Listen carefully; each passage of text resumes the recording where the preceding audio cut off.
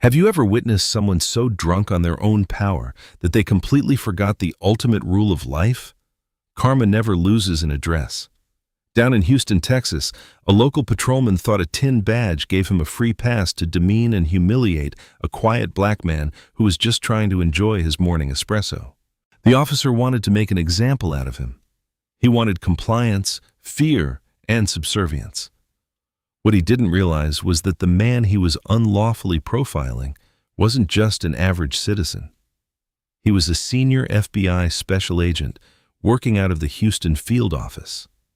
The trap this arrogant officer blindly walked into would completely destroy his career before his shift was even over. Stick around because the hard justice in this story is absolute perfection.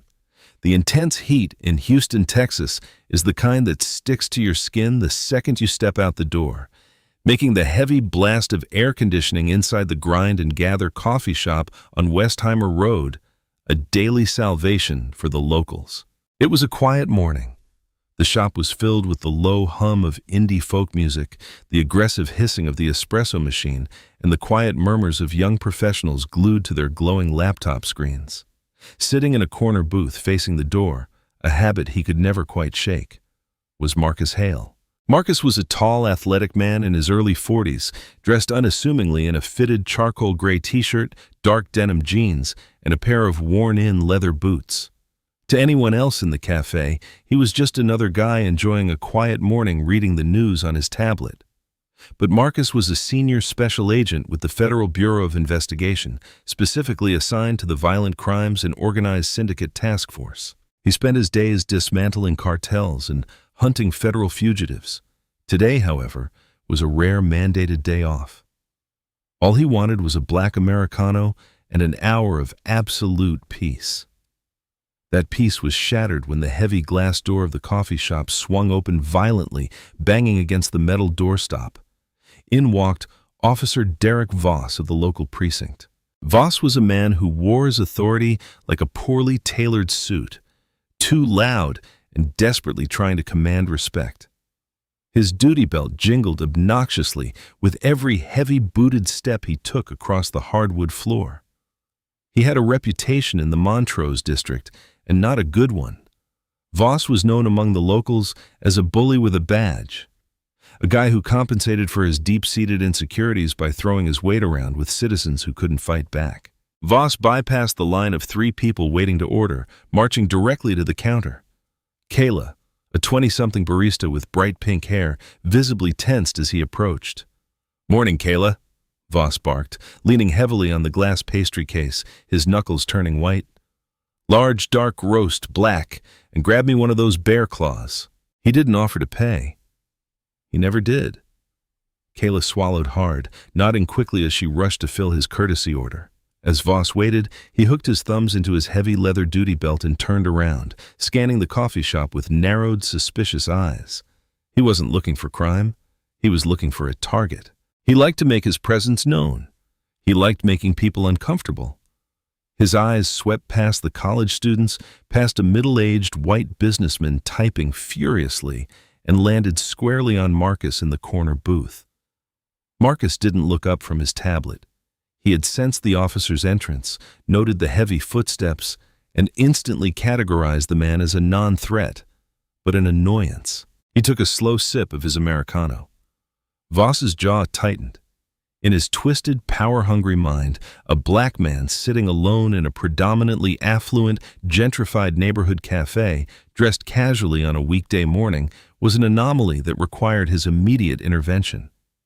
Voss grabbed his coffee and pastry from a trembling Kayla without a word of thanks, and instead of heading for the door, he began a slow, deliberate march toward Marcus's corner. Marcus felt the shift in the room's energy before Voss even spoke.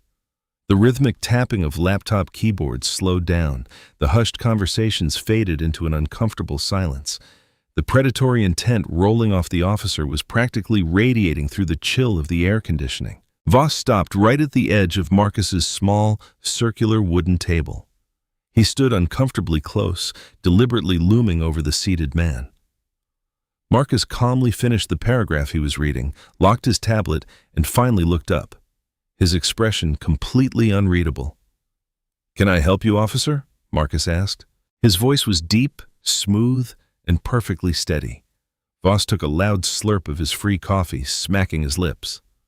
"Just doing a little community policing," Voss said, his tone dripping with condescension. "You live around here, buddy?" "I don't see how that's any of your concern," Marcus replied politely but firmly. He didn't break eye contact. Voss bristled. He wasn't used to people, especially minorities in this district, looking him dead in the eye and casually dismissing him. He expected stammering. He expected fear. "It becomes my concern when we've had reports of suspicious individuals loitering in local businesses," Voss lied effortlessly, a practiced smirk playing on his lips. "You've been sitting here a while. You waiting for someone? Or just scoping the place out?" Marcus let out a slow, controlled exhale through his nose. His mind instantly shifted from civilian mode to analytical investigator. He mentally recited the parameters of a Terry stop. For a police officer to legally detain someone and demand identification, they need reasonable, articulable suspicion that a crime has been, is being, or is about to be committed. Voss had absolutely nothing, and they both knew it.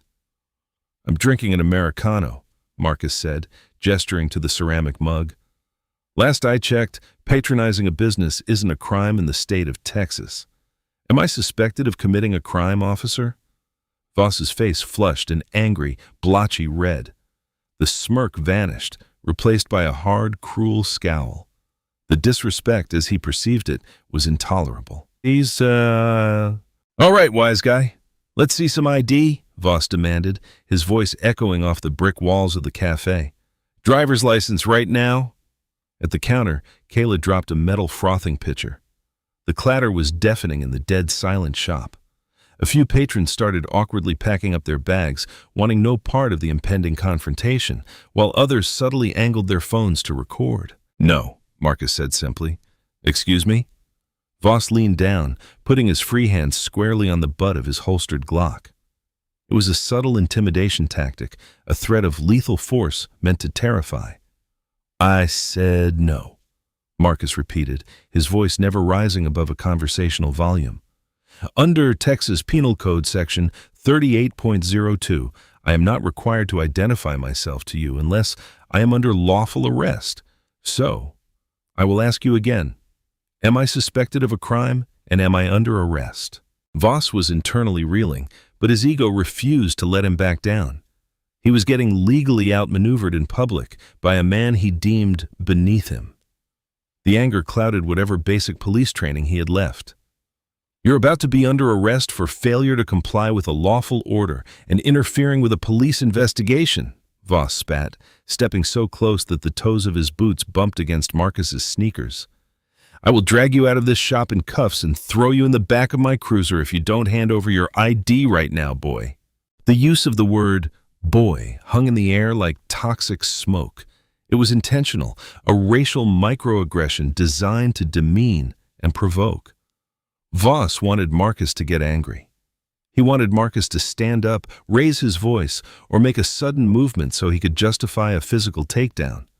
Marcus, however, was a man who routinely negotiated with armed hostage-takers and interrogated hardened cartel sicarios. A racist beat cop having a fragile ego trip wasn't going to make him lose his cool. Instead, Marcus saw an opportunity.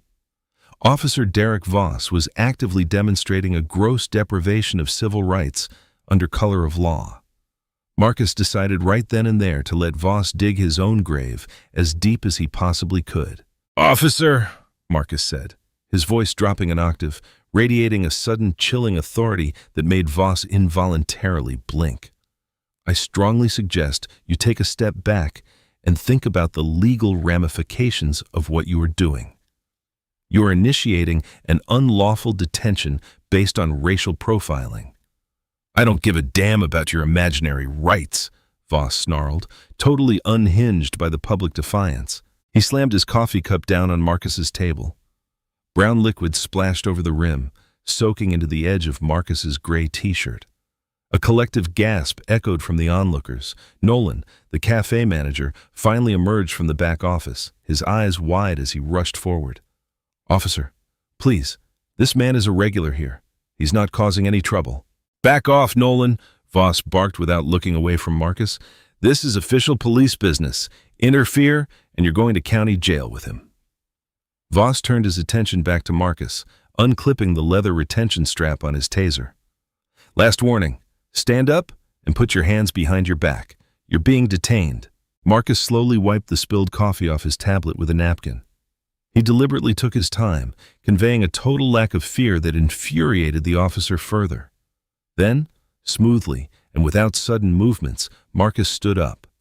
At 6'2", Marcus was 2 inches taller than Voss and significantly broader in the shoulders. For a fraction of a second, a flicker of genuine apprehension crossed Voss's eyes as he realized the physical disparity. But Voss had a badge, and in his mind, that made him a god. "Turn around," Voss commanded, his hand gripping the yellow plastic of his taser. "I am complying with your physical orders under duress," Marcus stated clearly, ensuring the cell phone cameras recording the incident picked up his voice. "I am not resisting. However, I want it on the record that this is an unlawful detention." Marcus reached his right hand slowly towards his back pocket. "Hands where I can see them. Stop reaching," Voss shouted, stepping back and actually drawing his taser, pointing the laser sight directly at Marcus's chest. "I am reaching for the identification you unlawfully demanded, officer," Marcus said smoothly. He used only his thumb and index finger to slowly extract a plain black leather wallet. He didn't open it to reveal the heavy gold FBI shield pinned inside. Not yet. He simply slid his Texas driver's license out from the front slot and held it out. Voss snatched the plastic card from Marcus's fingers, his chest heaving. He unclipped his shoulder mic. "Dispatch, this is Unit 4, Bravo. Run a name for me. Hail Marcus." He read off the date of birth and license number, his eyes glued to Marcus, sporting a victorious, sickening grin. Voss was absolutely certain he was going to find a warrant. In his prejudiced mind, there was always a warrant. "We'll see how tough you are when we find out what you're hiding, Hale," Voss sneered, holding the ID up. Marcus just stood there, hands resting easily at his sides, watching the officer with the cold, calculating gaze of a predator watching its prey step willingly into a snare. "Take your time, officer," Marcus said softly. "But you should know, the system might flag that name a little differently than you're expecting." The heavy silence inside the grind and gather was punctuated only by the static hiss of Officer Derek Voss's shoulder-mounted radio. Voss stood with his weight shifted onto his back foot, the taser still gripped firmly in his right hand, the red laser dot dancing erratically on Marcus's chest due to the officer's own adrenaline-fueled tremors. Voss wore a smile of absolute unearned triumph. He had his suspect. He had his compliance. Now he just needed the system to validate his prejudice. Miles away in the dim, climate-controlled bunker of the Houston Police Department's Central Dispatch Center, a veteran dispatcher named Carla typed Marcus's information into the Texas Crime Information Center, TCIC, and the National Crime Information Center, NCIC databases. She hit the return key fully expecting the routine readout of traffic tickets or perhaps a clean record. Instead, her primary monitor instantly locked. The screen flashed a high-contrast, pulsating yellow and black border. A Tier 1 federal alert banner overrode her interface. Restricted information. Do not detain. Federal officer, contact FBI, Houston Field Office immediately. Verification code Alpha Tango 77. Carla felt all the blood drain from her face. In her many years on the console, she had only seen a hard federal lockout a couple of times. It meant the patrolman on the street had just run the name of a high-ranking federal operative, an undercover agent, or a protected federal asset. And Voss, the department's notorious hothead, was the one holding the radio. Carla keyed her mic, her voice losing its practiced monotone, replaced by a sharp edge of urgency. "Unit 4 Bravo, this is dispatch. Status check. Are you currently detaining the subject?" The radio crackled on Voss's shoulder. He pressed the button, his eyes never leaving Marcus. "Affirmative, dispatch. Subject is uncooperative. Waiting on that warrant check so I can slap the cuffs on him." Marcus raised a single eyebrow, his demeanor remaining incredibly still. Uncooperative? He echoed quietly. That's an interesting interpretation for your official report. Back at dispatch, Carla frantically flagged down her shift supervisor, pointing at the locked screen. The supervisor took one look, went pale, and grabbed the red emergency phone that connected directly to the FBI Houston field office, located at 1 Justice Park Drive. Carla keyed her mic again. Unit 4, Bravo, step away from the subject. I repeat, step away from the subject immediately. Do not detain. Break. Supervisor 401, roll to 4. Bravo's location, code 3, priority emergency. The order echoed loudly in the coffee shop. The patrons, still recording with their smartphones, exchanged bewildered looks. Voss frowned, clearly confused. This wasn't the script. Dispatch. 4 Bravo, repeat. Did you find a warrant or not? I have a hostile suspect here. Negative. 4 Bravo. You do not have a hostile suspect. You have a hard federal lockout. Stand down immediately. HPD. Captain Victor Kane is en route to your location. Do not initiate physical contact. Voss froze. The words federal lockout and Captain Kane hit him like a physical blow to the stomach. His brain struggled to process the information. He looked at the tall, calm black man standing in front of him. The taser in his hand suddenly felt like a live grenade. What did you do? Voss whispered harshly, his bravado instantly crumbling into panicked confusion. Did you hack the system? Who the hell are you? The heavy, suffocating silence inside the grind and gather was absolute, broken only by the erratic, ragged sound of Officer Derek Voss's own breathing. The red laser dot from his drawn taser was still dancing wildly across the center of Marcus's charcoal gray t-shirt, a glaring visual indicator of the patrolman's skyrocketing heart rate and trembling hands. The dispatch radio order to stand down and the incoming arrival of his own captain echoed in Voss's ears like a death knell. But his brain stubbornly refused to process the reality of his massive, fatal mistake. Marcus Hale let out a slow, deeply tired sigh. He had given the officer every possible legal out. He had offered multiple off-ramps to de-escalate the situation, but Voss had chosen the path of maximum aggression, driven entirely by his own unchecked racial bias and fragile ego. The trap had firmly snapped shut.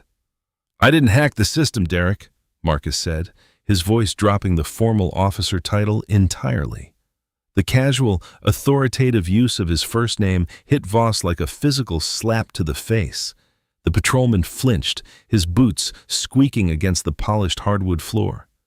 I explicitly warned you about the severe legal ramifications of initiating a Terry stop without reasonable, articulable suspicion. Marcus continued, his voice perfectly level, possessing the cold, lethal calm of a man who interrogated cartel sicarios for a living.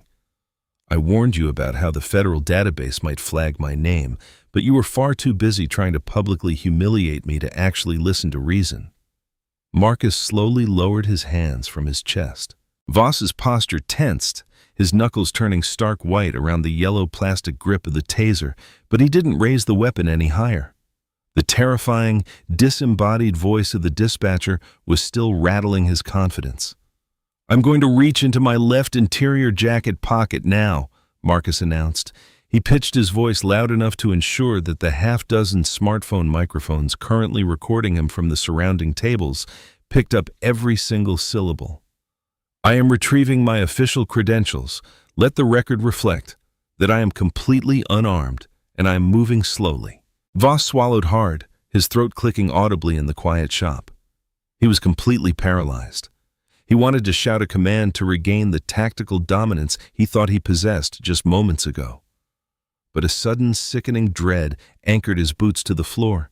He could only watch, eyes wide and unblinking, as Marcus reached inside the breast pocket of his dark denim jacket.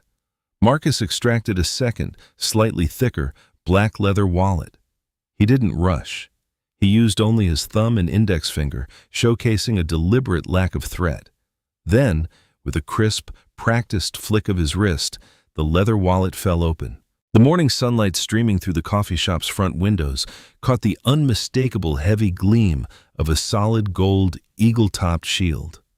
Mounted directly below it was a rigid, tamper-proof Department of Justice identification card. It bore Marcus's stern photograph, the official blue and gold seal of the Federal Bureau of Investigation, and his high-ranking operational title. "Marcus Hale," he stated, his voice cutting through the humid air of the shop like a serrated scalpel. "Senior Special Agent, Federal Bureau of Investigation, Houston Field Office, Primary Supervisor of the Violent Crimes and Organized Syndicate Task Force." The psychological impact on Officer Derek Voss was instantaneous and absolutely devastating. He literally stumbled backward, his heavy-duty belt jingling pitifully as he desperately tried to catch his balance. His mouth fell open, jaw slacking, but no sound managed to escape his vocal cords. The aggressive, blotchy red flush of anger that had colored his face completely vanished, instantly replaced by a chalky, sickly, translucent white. You're... Voss finally stammered, his voice cracking into a high, pathetic whisper. The crushing realization crashed down upon him with the unstoppable weight of a runaway freight train. He hadn't just harassed a random civilian. He had unlawfully detained, racially profiled, and threatened to tase a senior FBI agent in a room full of recording witnesses. "And you?" Marcus said, taking a single commanding step forward. That one step completely seized the physical and psychological dominance of the entire room. "You're in a catastrophic amount of trouble. Holster your weapon right now." It wasn't a request. It was a tactical command delivered by a man vastly superior in rank, experience, and legal standing. Voss's hands shook so violently that he actually dropped the taser. He scrambled to catch it by the strap, fumbling clumsily to slide the yellow plastic weapon back into its holster and snapping the retention strap with completely numb fingers. A profound murmur of shock, followed instantly by a wave of delayed, euphoric justice, rippled through the coffee shop. A college student in the back booth let out a sharp, incredulous laugh that pierced the tension. Kayla, the pink-haired barista who had been cowering behind the pastry case, covered her mouth with both hands, genuine tears of relief welling in her eyes. The oppressive, toxic fear that Voss had dragged into the room evaporated entirely, instantly replaced by the electric, undeniable charge of impending karma. Agent Hale, sir." "I didn't know," Voss whined, stepping back again, shrinking into himself. It was the desperate, pathetic defense of a cornered bully. "I swear to God, I thought you just fit the description of a—" "Stop talking," Marcus interrupted coldly, his eyes narrowing into a deadly glare. "Anything you say right now is simply adding to the federal civil rights violation you have actively committed on high-definition video. You didn't have a suspect description, you had a prejudice, and unfortunately for you, Derek, you picked the absolute wrong man to practice it on." The seconds ticking by inside the grind and gather felt like thick, suffocating syrup. Following the catastrophic reveal of Marcus Hale's solid gold FBI shield, a heavy, paralyzing vacuum sucked all the oxygen out of the room. Officer Derek Voss stood frozen, his hand hovering awkwardly near his duty belt, his eyes locked onto the leather wallet in Marcus's steady palm. The gold eagle etched into the badge seemed to mock him, reflecting the warm, ambient light of the coffee shop directly into his dilated, terrified pupils. Voss's entire worldview, built on a foundation of unchecked authority and localized intimidation, was crumbling in real time. He could hear the blood rushing and pounding in his own ears, a frantic, deafening drumbeat of impending doom. The arrogant smirk that had been plastered across his face just moments ago had completely melted away, replaced by a slack-jawed expression of unadulterated horror. He tried to speak, but his mouth was suddenly as dry as desert sand. Around them, the atmosphere of the coffee shop had radically transformed. The initial wave of fear that had gripped the patrons when Voss first unclipped his taser had evaporated. In its place was an electric, buzzing current of vindication. The college students who had previously been shrinking into their booths were now sitting up straight, their smartphone cameras angled perfectly to capture every single frame of the officer's unraveling. They were no longer bystanders to a potential tragedy. They were front-row witnesses to a spectacular career-ending downfall. Marcus did not move. He did not boast. He simply maintained his ground, exuding the calm, lethal professionalism of a man who had stared down cartel bosses and international fugitives. To Marcus, Voss was not a threat. He was a profound disappointment to the badge he wore. I, Voss stammered, his voice trembling so violently it barely registered as human speech. He took a small, unsteady step backward, his boots squeaking pathetically against the polished hardwood floor. Agent Hale, sir, I had no idea. You fit a description. Do not insult my intelligence, Derek, Marcus replied. His voice was not loud, but it possessed a sharp, cutting edge that sliced effortlessly through the quiet murmur of the room. You and I both know there is no description. There was no radio call. There was no dispatch alert regarding a suspect matching my physical appearance in this area. You walked into this establishment. You identified a target based solely on your own deep-seated racial biases, and you attempted to leverage the power of the state to humiliate me. You manufactured a scenario to feed your own ego, and you did it while armed. Voss visibly winced as if struck physically by the words. He opened his mouth to formulate another pathetic excuse to somehow walk back the monumental mistake he had just made, but the distant rising wail of police sirens cut him off. The sound started as a faint, high-pitched scream cutting through the humid Houston morning air, rapidly multiplying and growing exponentially louder with each passing second. The wail was not the standard casual siren of a passing patrol car. It was the frantic, overlapping chorus of multiple units running Code 3, lights, sirens, and maximum speed responding to an officer-involved critical emergency. Through the large floor-to-ceiling glass windows of the coffee shop, the morning sunlight was suddenly fractured by aggressive, rhythmic strobes of harsh red and blue. Two massive Houston Police Department cruisers jumped the curb, their heavy tires screeching against the concrete as they slammed to a halt at jarring, chaotic angles just inches from the front entrance. A split second later, a sleek, unmarked black Chevy Tahoe roared into the parking lot, completely blocking in the cruisers. The heavy glass door of the Grind and Gather was violently yanked open. Captain Victor Kane stormed into the building. Kane was a longtime veteran of the force, a man whose sharply creased uniform and military-style buzzcut matched his rigid, no-nonsense reputation. His face was flushed crimson with absolute fury. Flanking him were two massive, heavily armored patrol sergeants, their hands resting cautiously on their duty belts as they scanned the room for a threat. Directly behind the HPD personnel was Garrett Knox, the special agent in charge, SAC, of the Houston FBI field office. Knox, dressed in a perfectly tailored navy blue suit, possessed an aura of absolute, unyielding federal authority. His eyes immediately locked onto Marcus, performing a rapid, silent visual assessment to confirm his senior agent was unharmed. The arrival of the high-ranking brass hit Voss like a physical blow to the sternum. The remaining color drained from his face, leaving him a sickly, translucent gray.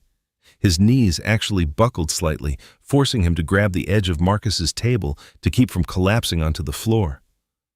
"Captain Kane, sir," Voss gasped, his voice cracking into a high, desperate whine as he desperately tried to snap to a semblance of attention. "Sir, I can explain everything. It's a massive misunderstanding.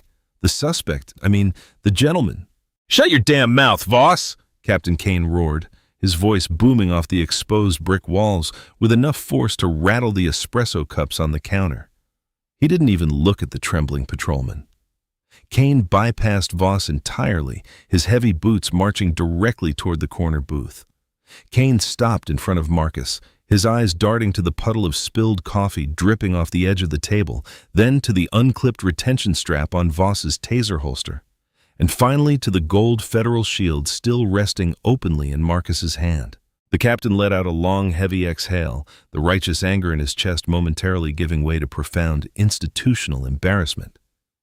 "Agent Hale," Captain Kane said, his tone shifting instantly from fury to deep professional respect. He extended a firm right hand. "I am Captain Victor Kane, commanding officer of this district. I cannot begin to express how profoundly sorry I am for what has transpired here this morning. Are you injured in any way? I am perfectly fine, Captain Kane, Marcus replied, slipping his badge back into his breast pocket and accepting the handshake. Though I cannot say the same for my shirt or the constitutional rights of the citizens your officer is supposed to be protecting. He initiated an unlawful detention under threat of lethal force entirely without probable cause or articulable suspicion. SAC Garrett Knox stepped forward, his polished dress shoes clicking sharply against the floorboards. He crossed his arms over his chest, his gaze shifting to Voss. The look in the FBI director's eyes was cold enough to freeze nitrogen.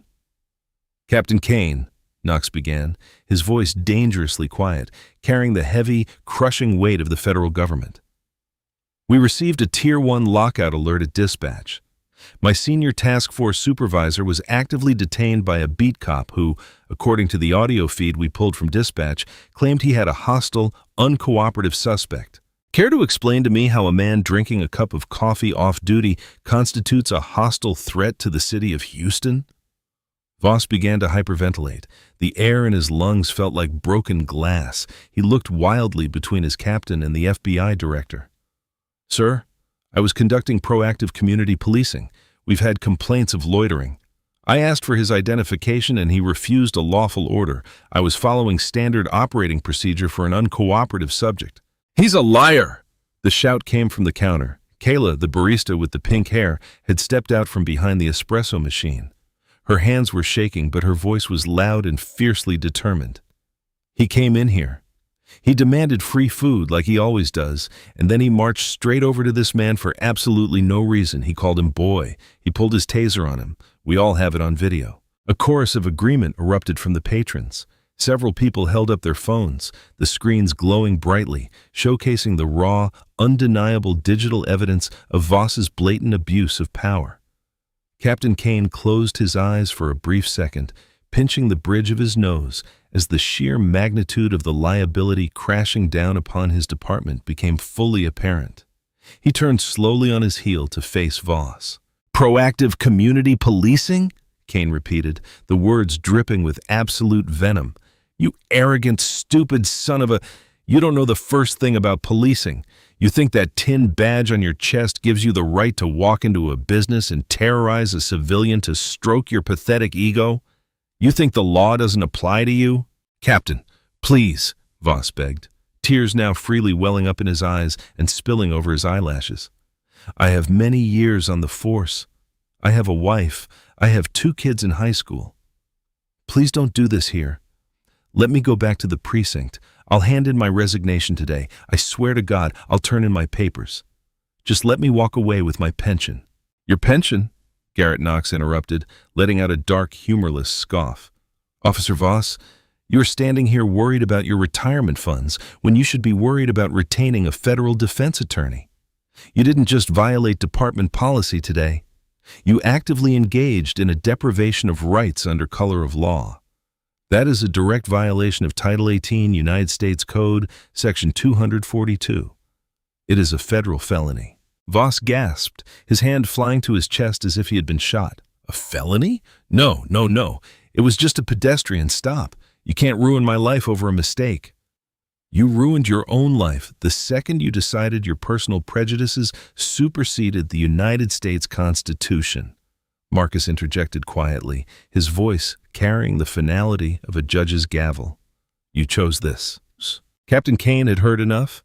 The disgust radiating from him was palpable. He looked at the 2 massive patrol sergeants standing at the door. Sergeants, step forward, Kane commanded. The 2 heavily armored men marched across the coffee shop, flanking Voss on either side. Voss shrank between them, looking incredibly small and frail. Officer Derek Voss, Captain Kane stated loudly, ensuring every camera in the room captured the official administrative action. Due to your egregious, documented actions this morning, including the unlawful detention of a federal agent, the attempted false arrest of a citizen, and the unauthorized threat of lethal force, you are hereby stripped of all police powers. You are relieved of duty, effective immediately. Victor, please, Voss sobbed openly now, his shoulders heaving. "Sergeant, strip him," Kane ordered, completely ignoring the plea. The public dismantling was swift, methodical, and utterly humiliating. The first sergeant reached out and aggressively unclipped the radio microphone from Voss's shoulder epaulet, severing his connection to dispatch. The second sergeant moved behind him, unbuckling the heavy leather duty belt that held Voss's entire arsenal of intimidation. The belt, heavy with the loaded Glock 19, the spare magazines, the handcuffs, the pepper spray, and the yellow taser, dropped away, leaving Voss looking bizarrely disproportionate and stripped of all his manufactured menace. Finally, Captain Kane stepped directly into Voss's personal space. With a swift, sharp yank, Kane ripped the silver Houston Police Department badge straight off the fabric of Voss's uniform shirt. The metal pin tore a small hole in the blue polyester. Voss stood trembling, completely disarmed, defrocked, and ruined in the center of the very room he had tried to conquer just a short time prior. "You will be placed in the back of my cruiser," Captain Kane said, his voice dropping to a harsh, private whisper meant only for Voss. "You will be transported directly to internal affairs. You will not speak. You will not make a phone call until you are in an interrogation room, and you will pray to whatever God you believe in that the federal government offers you a plea deal, because I will personally ensure you never wear a uniform in this state again." Kane stepped back, turning to the sergeants. "Get him out of my sight." The sergeants grabbed Voss by his upper arms, turning him roughly toward the door. As he was marched past the counter, past the glowing screens of the recording smartphones, and past the steady, unblinking gaze of FBI agent Marcus Hale, Derek Voss hung his head, openly weeping as the crushing, inescapable weight of his own karma finally brought him to his knees. The silence inside the grind and gather was absolute as the two heavily armored sergeants marched Derek Voss toward the front door. The heavy glass door, the very same one that Voss had thrown open with such violent, arrogant entitlement a short time earlier, was now unceremoniously shoved open for him. He was being paraded out not as a guardian of the community, but as a disgraced, humiliated captive. Stripped of his silver badge, his duty weapon, his taser, and his radio, his uniform suddenly looked like a pathetic, ill-fitting costume. As his black boots crossed the threshold from the air-conditioned coffee shop into the thick, humid Houston morning, the paralyzed tension in the room finally shattered. It started in the back booth, a slow, deliberate, rhythmic clap from a middle-aged businessman who had watched the entire ordeal unfold. Within seconds, that solitary clap multiplied, cascading into a tidal wave of applause, cheers, and mocking whistles from the patrons. They had just witnessed a textbook predatory bully receive instantaneous, catastrophic karma, and they were savoring every single second of it. People pressed against the large glass windows, holding their smartphones high against the panes, ensuring every agonizing step of Voss's defeated retreat was captured in high definition. The flashing red and blue strobe lights of the HPD cruisers washed over his pale, tear-stained face, highlighting his absolute ruin for the digital world to see. A sergeant placed a heavy hand on the top of Voss's head, pushing him down and shoving him roughly into the cramped, plastic-lined back seat of Captain Kane's vehicle. The heavy door slammed shut with a metallic, echoing thud that sounded distinctly like the closing of a coffin lid on his career.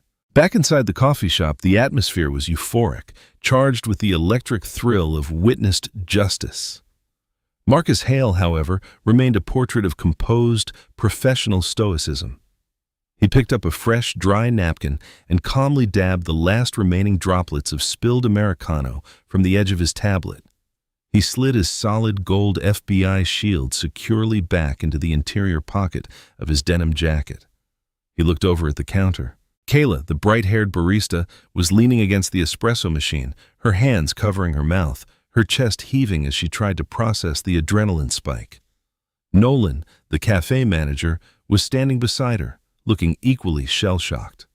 Marcus walked over to the counter, pulling his leather wallet from his back pocket. He extracted a crisp, newly minted $50 bill and dropped it gently into the glass tip jar. "Keep the change, Kayla. And Nolan, I apologize for the disruption to your morning rush," Marcus said, his voice returning to the warm, smooth baritone that had initially greeted the day. He reached into his pocket and placed a pristine white business card on the countertop. The card bore the seal of the Department of Justice. When HPD Internal Affairs and the FBI Office of Professional Responsibility come by to collect your official statements and the security footage, they might try to rush you. If anyone gives you a hard time, or if you feel intimidated in any way, you call the direct cell number on the back of that card. It rings straight to my desk. Kayla wiped a stray tear of relief from her cheek and managed a massive, radiant smile. Thank you. Thank you so much, Agent Hale. He's been terrorizing people in this neighborhood for months. Nobody ever stood up to him. Bullies only thrive in the dark, Kayla, Marcus replied softly. Today, somebody finally turned on the lights. But the devastating karma for Derek Voss did not end at the curb of Westheimer Road. In fact, his nightmare was only just beginning to unfold. Later that morning, the crushing reality of his situation set in. Voss was sitting in a sterile, windowless interrogation room deep within the bowels of the Houston Police Department's Internal Affairs Division. The room was freezing, the air conditioning blasting relentlessly from an overhead vent, making the sweat on Voss's skin turn icy cold. He sat in a hard metal chair bolted to the floor, staring blankly at the scarred surface of the table. He was still wearing his defrocked uniform, a glaring reminder of everything he had just lost. The heavy steel door clicked open. Captain Victor Kane marched in, followed closely by FBI Special Agent in Charge Garrett Knox. Neither man carried a notepad. They didn't need one. Knox, moving with terrifying, calculated precision, tossed a massive, thick, manila folder onto the center of the metal table. The resulting slap echoed like a gunshot in the tiny room. "You didn't just step on a landmine this morning, Voss," Special Agent Knox said, his voice deadly quiet, completely devoid of any professional courtesy. "You took a running leap and jumped on it with both feet." Voss flinched, pulling his arms inward, trying to make himself as small as possible. He looked up, his eyes bloodshot and pleading. "Captain Kane, please, I'm begging you. I'll resign right now. I'll sign whatever paperwork you want. I'll surrender my state certification. Just let me walk away. I have a mortgage.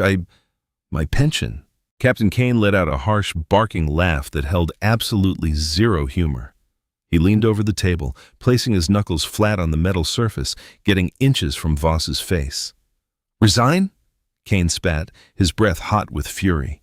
"You don't get the luxury of a quiet resignation, Derek.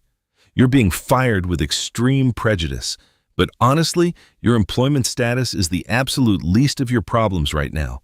Open the folder." Voss's hands shook violently as he reached out and flipped open the heavy manila cover. Inside were hundreds of pages of transcripts, printed dispatch logs, and stills from body-worn cameras. "While you were sitting in this room feeling sorry for yourself," Knox explained, pacing slowly behind Voss's chair, "I had 6 federal analysts cross-referencing your badge number with dispatch records and body cam uploads from recent years. You have a documented, undeniable, and systematic pattern of targeting minority citizens in affluent neighborhoods. You frequently forget to turn on your microphone. You artificially escalate routine encounters. You manufacture probable cause out of thin air to justify unconstitutional searches." Voss buried his face in his hands, a low, guttural sob tearing from his throat. The walls were rapidly closing in. "It wasn't like that. It's a tough district. I was just doing my job." "Your job is not to be a tyrant," Kane interrupted sharply. "The district attorney is reviewing your personnel file as we speak. Because of your actions today, every single arrest you've made, every citation you've issued, and every piece of evidence you've ever collected in recent times is now legally compromised. Defense attorneys across Harris County are already drafting emergency motions to overturn convictions based on your documented history of racial profiling and perjury. You're going to cost the city of Houston millions of dollars in civil rights settlements." Knox stopped pacing and leaned in close to Voss's ear. "This is no longer an administrative issue, Derek. This is a federal criminal investigation. Deprivation of rights under color of law. You attempted to use the authority of the state to unlawfully detain and physically threaten a citizen based on racial bias. The fact that the citizen happened to be a senior federal agent just ensures that we have the resources to bury you under a federal penitentiary." The hard justice was absolute, swift, and completely unforgiving. Very quickly, the digital fallout was catastrophic. The high-definition videos recorded by the patrons of the grind and gather exploded across social media. The footage of Voss threatening Marcus, followed by the spectacular reveal of the FBI shield and Voss's subsequent disarming, was broadcast on every major national news network. Voss became the most despised man in Texas overnight, a poster child for unchecked police arrogance and the spectacular reality of instant karma. The following day, the Houston police chief stood shoulder to shoulder with SAC Knox at a joint press conference, publicly announcing Voss's termination and the launch of a sweeping federal civil rights probe into his past conduct. A couple of weeks after the incident at the coffee shop, the Department of Justice formally handed down a grand jury indictment. Early one morning, karma knocked on his front door, but it didn't knock politely. A heavily armored FBI SWAT Bearcat rolled onto the manicured lawn of Voss's suburban home. Tactical operators in full ballistic gear breached his front door with a steel battering ram. It was a dark, poetic mirroring of the very intimidation tactics Voss had employed against marginalized citizens for years. He was dragged out of his home in his pajamas, handcuffed, and shoved into the back of a federal transport vehicle while his neighbors watched in stunned silence. He was charged under 18 U.S.C. Section 242. Facing a mountain of insurmountable evidence, his own damning body cam footage, the viral HD recordings from the coffee shop, and a parade of previous victims willing to testify, Voss realized he had absolutely no way out. His private defense attorney, funded by draining his meager savings, advised him that taking the case to trial would result in a maximum sentence. Broken, terrified, and completely abandoned by the union that once protected him, Voss took a heavy plea deal. Several months later, the final chapter of his downfall was written in a wood-paneled federal courtroom in downtown Houston. Derek Voss stood before United States District Judge Harlan Whitaker. He was no longer the arrogant, puffed-up patrolman with a heavy-duty belt. He wore a bright, shapeless orange jumpsuit. His wrists were locked in heavy iron handcuffs attached to a belly chain, and his ankles shuffled in steel shackles. He looked entirely defeated, his hair thinning, his posture slumped. Judge Whitaker peered over his reading glasses, his expression one of profound disgust. "Mr. Voss," the judge's voice echoed through the silent gallery, "you were entrusted with a badge, a firearm, and the profound authority to protect the public. Instead, you used that sacred trust as a weapon to terrorize those you deemed beneath you. You operated under the delusion that your uniform made you untouchable. You are a stain on the honorable profession of law enforcement, and your actions have deeply fractured the public's trust." The judge struck his gavel. "I sentence you to 48 months in a federal penitentiary, to be followed by 3 years of supervised release. Your law enforcement certification is permanently revoked. Your state pension is hereby dissolved and seized to pay court fees and mandatory victim restitutions." As the federal marshals grabbed Voss by the arms to lead him away to a cage, he looked back at the gallery. The seats were empty. His wife, Lauren, unable to bear the national humiliation and the complete financial ruin he had brought upon their family, had filed for divorce months prior. He had lost his freedom, his career, his retirement, his family, and his dignity. He had absolutely nothing left. As for Marcus Hale, the universe continued to turn exactly as it should. A short time later, Marcus walked back into the grind and gather. The air conditioning was cold, the indie folk music was humming softly, and the smell of roasted beans filled the air. He sat in the exact same corner booth, opened his tablet, and took a slow, deep sip of his large black Americano. The system had worked, but only because a man who knew his rights refused to bow down to a tyrant. It was going to be a peaceful, quiet morning. What you just heard isn't merely a dramatic story. It's a stark, powerful reminder that the abuse of power always carries a heavy, inevitable price. When arrogant individuals believe a badge grants them the authority to trample on civil liberties and act on deep-seated prejudice, they forget the most important rule of the universe. Karma never loses an address, and justice has a way of violently balancing the scales. Officer Voss thought he had found an easy target to stroke his fragile ego, but instead, he triggered his own absolute destruction, losing his freedom, his career, his family, and his reputation in the blink of an eye. The universe does not tolerate bullies. If you felt the incredible satisfaction of this hard-hitting justice and want to hear more jaw-dropping, real-life stories of immediate karma and the absolute triumph of truth, hit that like button right now. Share this video with anyone who needs a powerful reminder that no one is above the law. And don't forget to subscribe to the channel for more gripping, undeniable karma every single week.